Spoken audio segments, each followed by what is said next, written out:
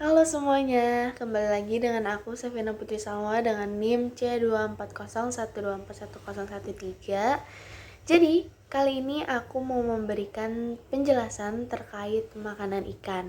Nah, sebelum itu apa sih makanan? Makanan adalah organisme, bahan maupun zat yang dimanfaatkan ikan untuk menunjang kehidupan dan perkembangan organ tubuhnya. Nah, kebiasaan makanan atau kita bisa disebut itu feeding habits adalah tingkah laku ikan saat mengambil dan mencari makanan. Terus juga ada beberapa jenis ikan yang aktif makan selama 24 jam dan ada pula yang hanya pada waktu tertentu. Nah, saat ikan mengambil makanan dalam 24 jam itu tuh disebut feeding periodicity. Nah, tipe-tipe makanan ikan yang umum ditemukan itu berupa plankton, nekton, bentos, dan juga detritus. Ada beberapa jenis kelompok makanan ikan yang dibagi dalam 3 kelompok besar, ada herbivora, karnivora, dan omnivora.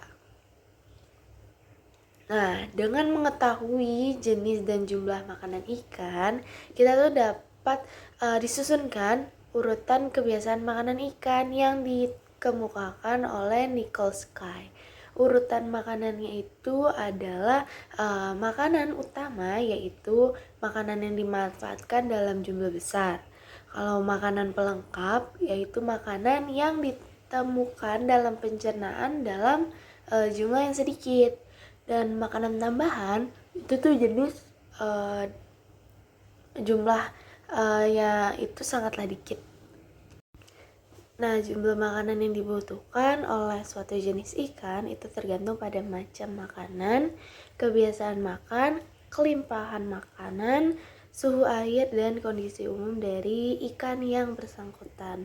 Terus juga ada jenis-jenis makanan yang dimakan suatu spesies ikan itu biasanya tergantung pada umur ikan, tempat, dan waktu.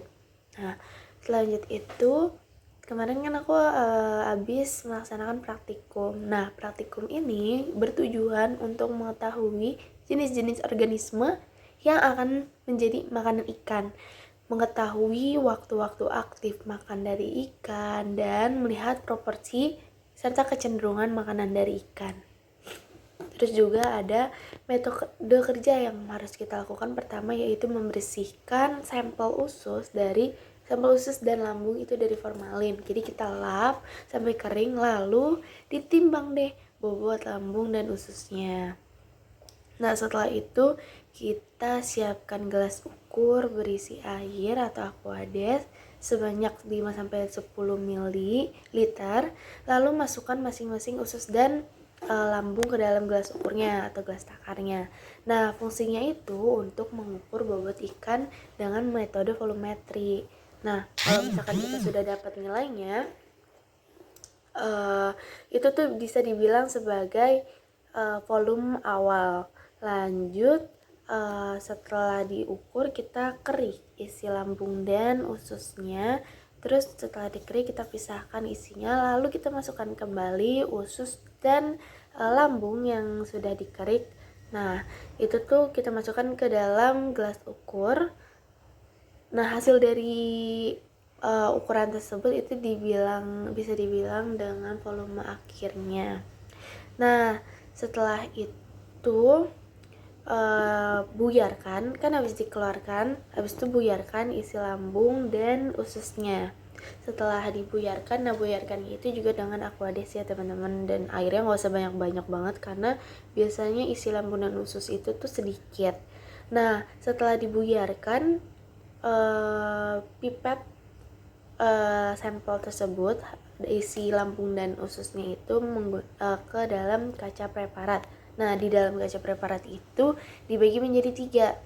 Ada 3 bagian, jadi 1, 2, 3.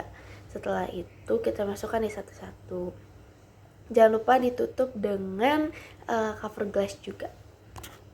Nah, setelah itu amati tiap preparatnya kan dibagi menjadi 3 stasiun gitu. Nah, dalam satu stasiunnya itu kita harus amatin sebanyak 5 kali. Jadi kita amati ada di kanan atas, kiri atas, kanan bawah, kiri bawah, dan juga di tengah. Sebenarnya nggak urutan kayak harus kanan kiri itu nggak apa-apa, tapi yang penting semua bagian dari satu yang ada di dalam satu kaca preparat itu, tiap bagiannya itu harus terlihat sama kita, harus teridentifikasi.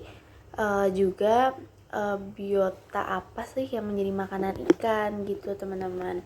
Nah, abis itu pengamatan itu dilakukan minimal tuh 3 kali, itu yang aku bilang dalam satu preparat ada 3 stasiun, yang dimana tiap stasiunnya itu harus kita amatin banget, gak boleh ada yang terlewat.